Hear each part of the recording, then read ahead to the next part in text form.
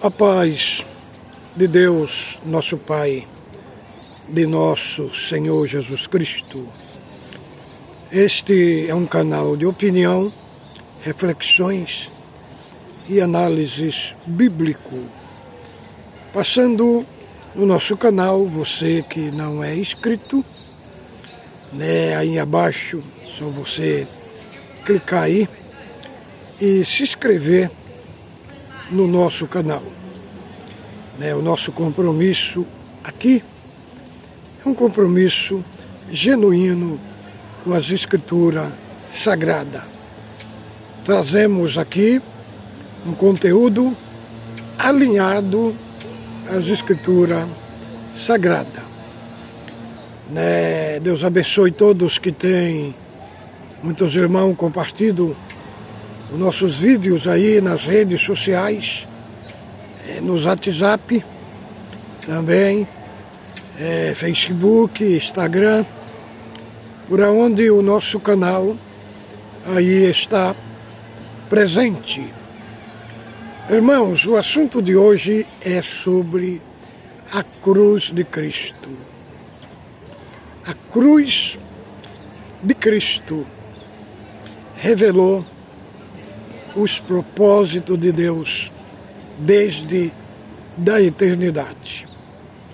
É o nosso assunto de hoje que nós vamos abordar aqui. Está no Evangelho segundo escreveu o Evangelho Lucas, no capítulo 9, do verso 23 até o 25. Dizia a todos: se alguém quer vir após mim, si mesmo se negue dia a dia e tome a sua cruz e siga-me. Pois quem quiser salvar sua vida, perdê-la. E quem perder a sua vida por causa de mim, a salvará. Então, irmãos, o assunto nosso de hoje é a cruz de Cristo, Cruz de Cristo. Nós encontramos que a cruz de Cristo, ela era cruz, primeiramente de madeira, aqueles que eram malditos, cometiam pecados, crimes hediondos, eram crucificados na cruz. Por isso que está lá em Gálatas: maldito todo aquele que for pendurado no madeiro. Gálatas, capítulo 3, do verso 3. Então, irmão, em segundo lugar, a cruz de Cristo, a cruz que era crucificado, era punido com pena de morte. Era morto na cruz. Então, Cristo, diz a palavra, que é o Cordeiro de Deus que foi morto desde a fundação de Deus, do mundo. Então, Cristo nasceu para morrer. Mas como é que é isso? Que Cristo morreu desde a fundação do mundo, nos propósitos eternos, na mente de Deus. Ele morreu desde a fundação do mundo, mas manifestado no tempo. Sua morte aconteceu no tempo, mas nos decretos de Deus. Diz a palavra lá em Apocalipse, capítulo 13, do verso 8, e Apocalipse 17 e 8. Cordeiro de Deus que foi morto desde a fundação do mundo. Irmãos, nós estamos diante de um cenário mundial. Estão sendo lançados muitos tipos de evangelho. O evangelho liberal, o evangelho da prosperidade, um evangelho diluído, falsificado, que está fundamentado em milagres e maravilhas e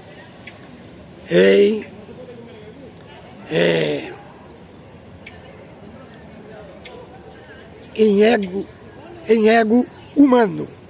Agora, o Evangelho de Cristo é um Evangelho que não é falsificado, que não tem contaminação.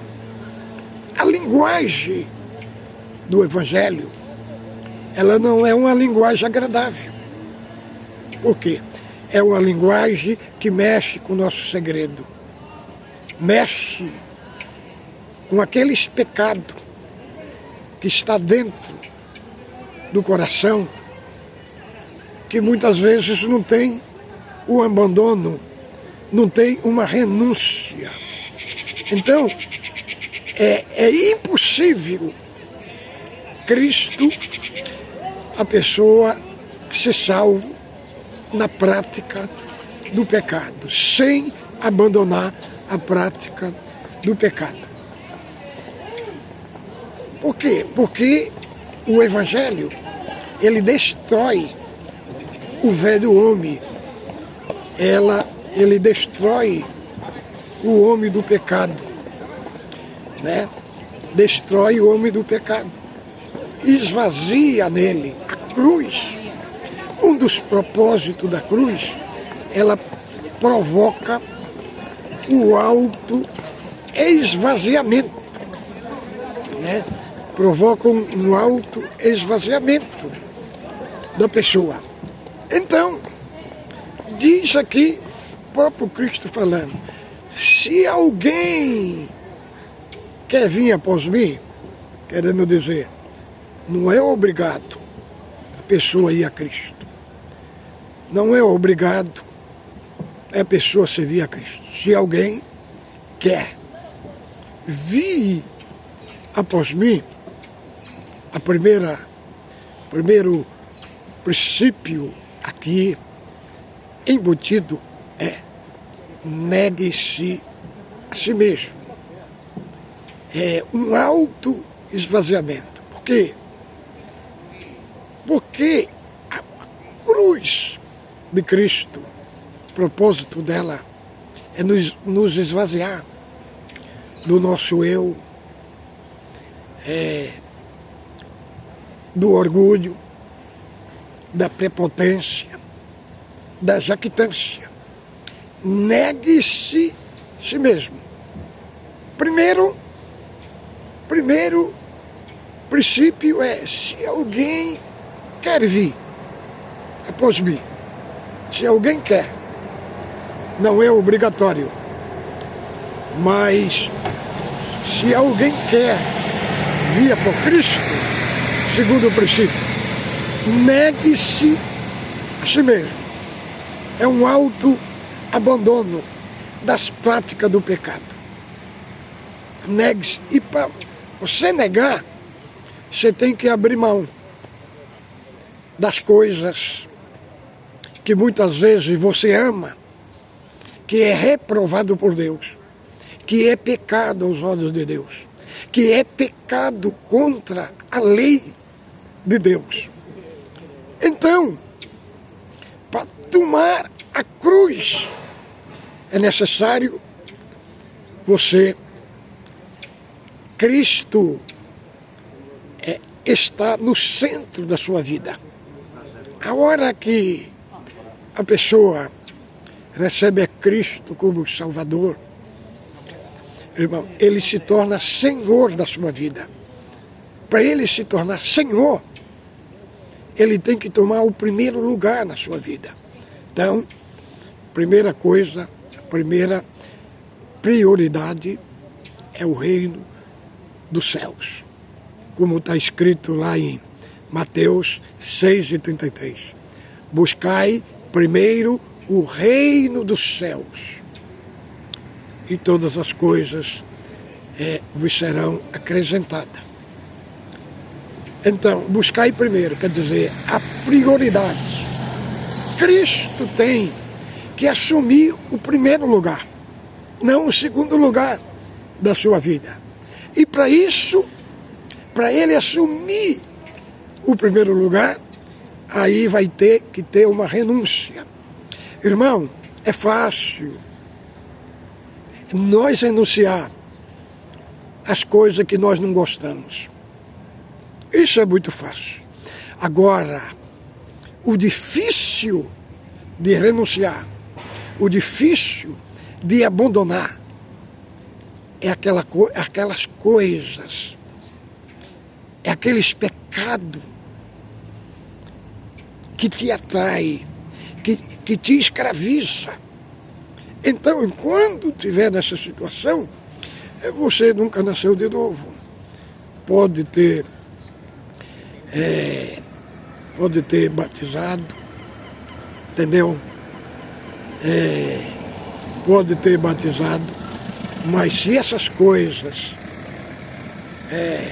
esses pecados que está dentro de você, está se assenhoreando de você, então é porque você é servo do pecado.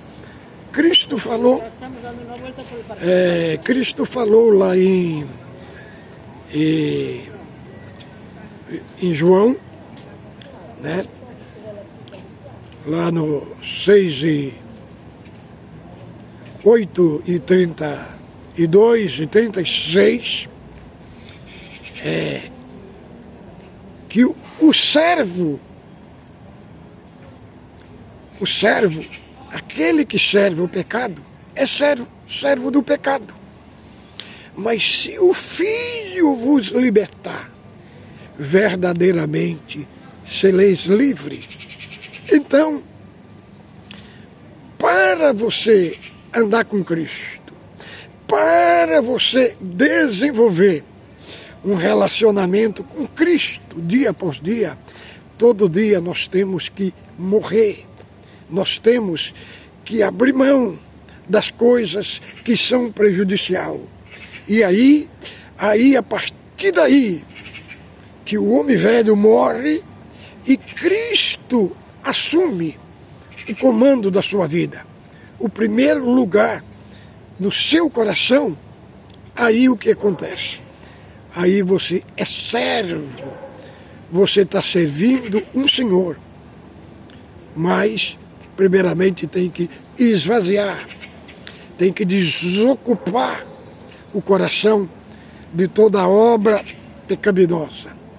Aí para Cristo ser Senhor na sua vida. E aí vai desenvolver um relacionamento com Cristo, passo a passo. Irmão, o Evangelho ele não é um chocolate. Um Evangelho, nós vimos aí pregações, pare de sofrer. Mas quando nós vemos para a Bíblia já tem outra linguagem. Não é pare de sofrer, é prepare-se para sofrer. Nós vemos lá, na epístola do apóstolo São Paulo, lá em 2 Coríntios, quando ele fala do seu sofrimento, por causa do Evangelho, 3 vezes apanhou vara, levou 5 quarentenas de açoite, menos 1. Você sabe o que significa isso, irmão? A punição para a pessoa que pecava era o seguinte: tinha que dar o máximo 40 chibatadas. Entendeu? Tinha que dar 40 chibatadas. Mas aí os judeus, que foi que eles fizeram? Né?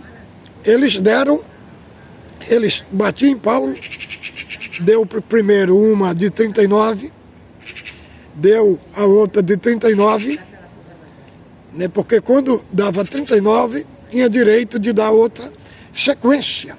Então, Paulo levou 4 de 39, né?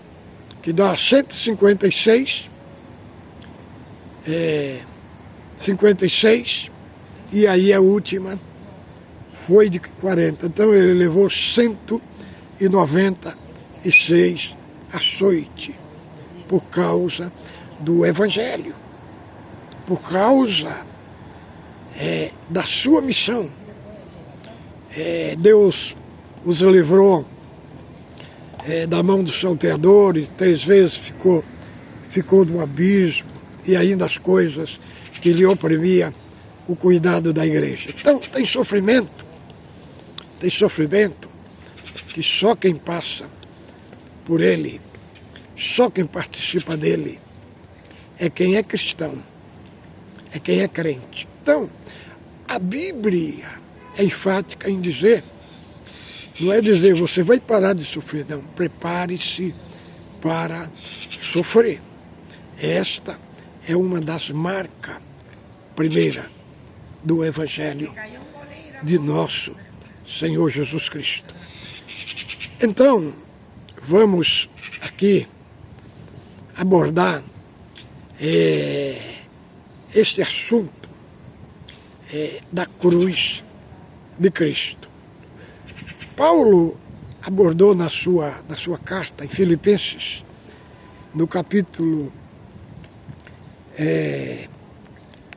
2, de Filipenses, do verso 5 ao 10. Do verso 5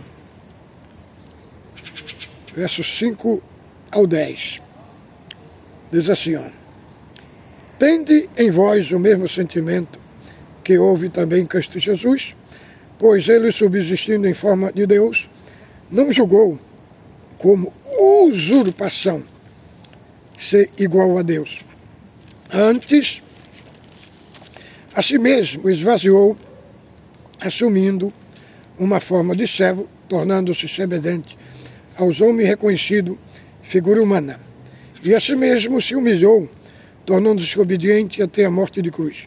Pelo que também Deus o exaltou soberanamente e lhe deu o nome que está acima de todo nome, para que o nome de Jesus se dobre todo o joelho, no céu, na terra e debaixo da terra. Então, aqui, esta carta aos Filipenses, lá tinha uma guerra na igreja. 2 irmãs, Evódia e Sintique, elas competiam uma com a outra. Então, Paulo não estava achando uma forma de resolver a causa daquelas irmãs. Então, para resolver a causa daquelas irmãs, ele mostrou o exemplo de Cristo, o exemplo da humildade, da renúncia, do esvaziamento. Então, Cristo não teve ser em forma de Deus. Não quer dizer que ele deixou de ser Deus. Apenas ele abriu mão das prioridades, Ele abriu mão das prioridades. Ele era Deus, mas aqui na terra ele não quis ser glorificado como Deus. Então, quando ele entrou no tempo, ele tomou uma nova posição. É como uma pessoa que é dono de uma transportadora de carga. Aí ele é o dono. Aí ele resolve trabalhar de ajudante, descarregando as carretas, descarregando os caminhões. E aí, não quer dizer que ele, sendo um ajudante, ele deixou de ser dono. Não, apenas uma posição. Ele apenas tomou uma posição no tempo ali.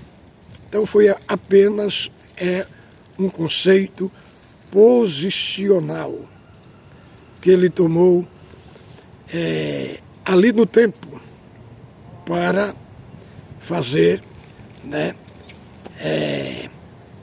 aquela obra de uma posição. que aconteceu no próprio tempo. Então vamos aqui, este assunto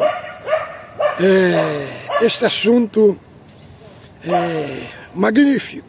Então, quando nós olhamos a carta de Paulo aos Filipenses, que ele ali era um cântico judaico, principalmente aí do capítulo 2, do verso 5 ao 10. Aí nós vemos tipo um V, né? Ele descendo pelo lado, se esvaziou a si mesmo, se aniquilou, tomou a forma de um servo, e aí vai até ao ápice. Ele vai até o ápice daquela humilhação. E aí o que acontece? Depois ele começa a subir. E aí Deus o exaltou soberanamente e lhe deu um nome que é sobre todo nome, porque é o nome de Jesus se dobre todos os joelhos no céu e na terra. Agora, como entender e como compreender esse paradoxo, né, de humilhação e exaltação? Na nossa cabeça parece que não encaixa, não chegamos a um denominador comum. Como entender este paradoxo de humilhação e exaltação? Porque quando Cristo se humilhou, foi a hora que ele foi exaltado. Ele desceu, né? Ele desceu e tomou a forma de um servo. Entendeu? Então, ele, como Filho de Deus, ele é o mestre por excelência da humildade. E aí, quando nós vamos para Filipenses, capítulo 2, do verso 12 ao 13, nós encontramos outro paradoxo. E aí diz assim: desenvolvei a vossa salvação com temor e tremor. Só que o próximo verso parece que está contradizendo. Porque é Deus quem opera em vós, tanto o querer como o realizar. E aí como os entendemos? O 12 fala que nós desenvolvemos. E o 13 fala que esse desenvolvimento é Deus que opera em nós, irmão. Mas nós não somos salvos. Como desenvolver a salvação? O aspecto aqui é o aspecto da santificação. Porque a santificação, ela desemboca do novo nascimento. Entendeu? Como está lá em Efésios 1 e 4. Eleitos para a santificação. Então, como entendemos? Nós só desenvolvemos essa santificação é porque Deus está operando em nós. Tanto para desenvolver, também para completar a obra. Tem que desenvolver. Entendeu? Tem que desenvolver. Então, nós vemos a ação de Deus ali na operação dessa salvação que desenvolve. Agora, no final do capítulo 2, Paulo vai abordar outro paradoxo do sofrimento e alegria. Como é que nós vamos alegrar sofrendo, né? E aí ele fala aqui no capítulo 2, Filipenses, capítulo 2 ainda, para nós encerrar aqui essa nossa abordagem, né? E aqui fala, né? O 15, para que vos torneis irrepreensível, sincero, filho de Deus, inculpável, no meio de uma geração pervertida e corrupta, na qual resplandecei como astro no mundo, preservando a palavra da vida, para que no dia de Cristo não me glorie de não ter corrido, nem esforcei-me inutilmente. Tanto mesmo que seja oferecido por libação sobre o sacrifício, a serviço da vossa fé, alegro-me com todos vós e me regozijo. Assim vós também, pela mesma razão, alegrai-vos, congratulai-vos. Então, ele aqui coloca dois paradoxos. O paradoxo de ele ser oferecido como libação e a parte folgo e me alegrais. Então, a pessoa vai ser morto, vai ser oferecido em libação e tem uma alegria. Agora, como conciliar essas duas coisas? Alegria e sofrimento. É um paradoxo que muitas vezes não encaixa na nossa cachola, não encaixa na nossa cabeça. Mas, irmãos, como nós nos alegrar? Porque o sofrimento é ele que produz em nós uma alegria eterna. E aqui, em Filipenses, Paulo estava no corredor da pena capital, do martírio, e ele fala assim, alegrai-vos. Outra vez vos digo alegrai-vos. Essa alegria não é uma alegria circunstancial, mas é uma alegria como fruto do Espírito, que está em 5 de Gálatas. Então, irmão, a cruz de Cristo, ela foi um instrumento de morte. Um instrumento de morte. E a cruz de Cristo, no sentido espiritual, ela nos faz morrer todo dia. Por isso que disse Paulo, lá em Gálatas, capítulo 2, verso 20. Eu vivo eu, não mais eu, mas Cristo vive em mim. E a vida que agora vivo, a vivo na vida do Filho de Deus. Em Coríntios, Paulo retrata a cruz de Cristo como sabedoria de Deus, oculta em mistério. E aqui nós encontramos que a cruz de Cristo é a expressão máxima do amor de Deus, porque diz, Deus amou o mundo de tal maneira que deu seu Filho unigênito para que todo aquele que nele crê não pereça, mas tenha a vida eterna. Segundo, a cruz de Cristo é o retrato mais eloquente da justiça de Deus, porque ele tomou sobre si os nossos pecados. Então, expressão máxima, porque ele é o nosso representante. Ele é o nosso representante. Então, através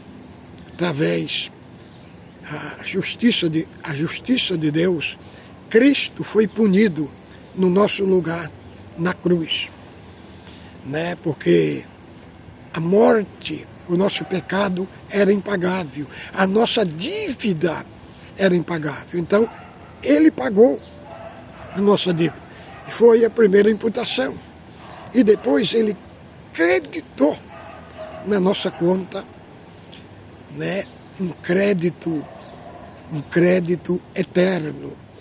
Agora, quando Deus olha para você, ele não vê mais, não é mais um réu diante de um juiz.